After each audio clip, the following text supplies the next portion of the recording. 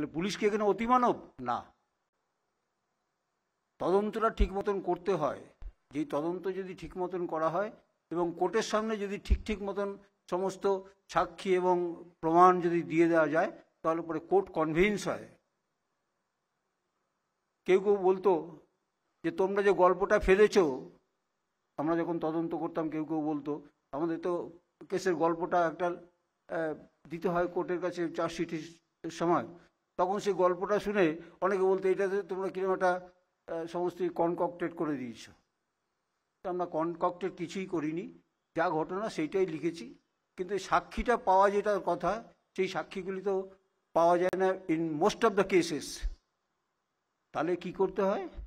তাহলে part by part ছোট করে এভিডেন্স জোগাড় করতে হয়। সেইখানে বলা হয় যে একটা চেইন অফ এভিডেন্স তৈরি করে তখন কোর্টকে দিতে হয়। এবং এই যে চেইন অফ এভিডেন্সটা যখন আমরা দেই কোর্টকে, তখন সে কোর্ট সেই চেইন অফ এভিডেন্সটা বিশ্বাস করবে কি করবে না সেটা কোর্টের ব্যাপার। কিন্তু আমাদের মনে রাখতে হবে, বিচারকরা একটা জিনিস দেখেন, যে এই চেইন অফ এভিডেন্স যেটা দিয়েছে তার মধ্যে যদি একটা ফুল, মানে একটা মালা যে গেঁথে দেওয়া হলো, তার মধ্যে যদি একটা ফুল সরে যায়, তারপরে সেখানে একটা বেনিফিট অফ ডাউট এসে যায়। সেই বেনিফিট অফ ডাউটটা goes in favour of the accused, not in favour of the prosecution. সেই জায়গাটাকে ভরাট করার দায়িত্ব হচ্ছে ইনভেস্টিগেটিং অফিসারের। কেন সেই জায়গার চেনটা খুলে নেবে, কেন সেই জায়গার চেনটা খুলবে? সেই কারণেই তদন্ত যদি ঠিক মতন হয়, এভিডেন্সের চেন যদি ঠিক মতন করা যায়, যেটা সার্কামস্ট্যান্সিয়াল এভিডেন্স হোক বা ডাইরেক্ট এভিডেন্স হোক। আমি বাজারে যাচ্ছিলাম, আমার সামনে একটা লোককে খুন করলো, আমি তো নিজে দেখলাম এটা ডাইরেক্ট এভিডেন্স।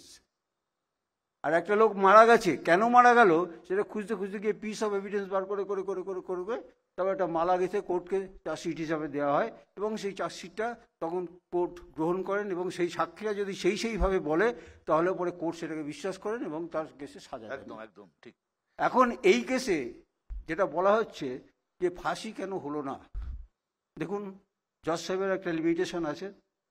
তার কাছে ইনভেস্টিগেটিং অফিসার যেভাবে সাক্ষী এবং প্রমাণ পেশ করবেন, ওনাকে তার উপরেই চলতে হবে। উনি তার বাইরে 1 ইঞ্চি চলতে পারেন না। ঠিক। এই কেসে আমাদের ফাঁসি হওয়ার কথা, কিন্তু আমার ব্যক্তিগত ধারণা যে এভিডেন্স এই ক্ষেত্রে ঠিক মতন নেওয়া হয়নি, যার জন্য কিন্তু জজ সাহেবও সেমনভাবে কনভিন্সড হননি। ঠিক, তার জন্য উনি বলছেন এটা rarest of the rare case নয়, তাই জন্য উনি ফাঁসি দেননি। ধন্যবাদ।